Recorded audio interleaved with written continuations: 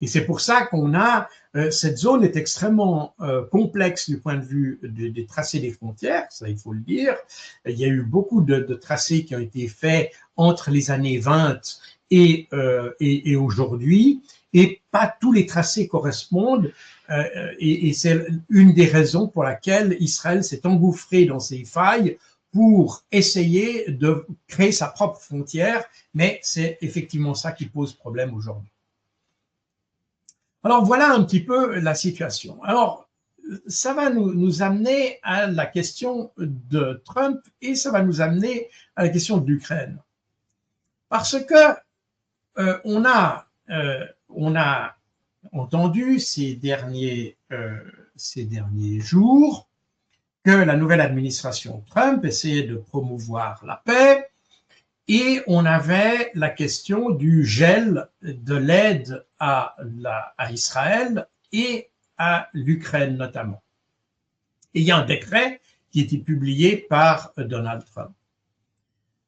Alors, de nouveau, quand vous écoutez les analyses, enfin soi-disant analyses géopolitiques de certains commentateurs en France, il y a eu des sorte de déclaration euphorique comme quoi Trump avait cessé toute aide et tout bloqué. Alors, ça n'est pas tout à fait vrai.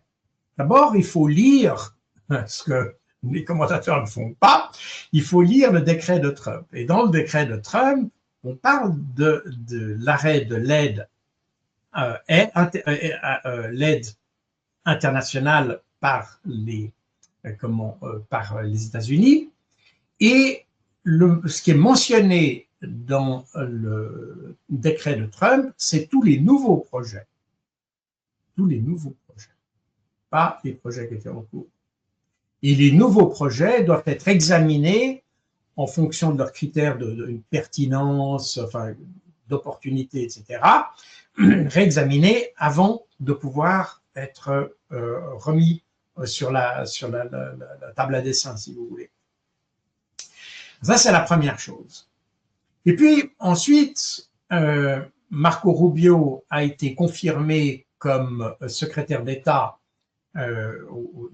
américain, et il a émis lui aussi un certain nombre de directives qui gèlent toute l'aide, donc il précise, si vous voulez, le décret de Trump en disant qu'on gèle toute l'aide, mais là, il parle de l'aide évidemment civile. C'est l'aide au développement, les différents projets qui sont conduits par USAID, etc. Et tout ça a été gelé par Marco Rubio.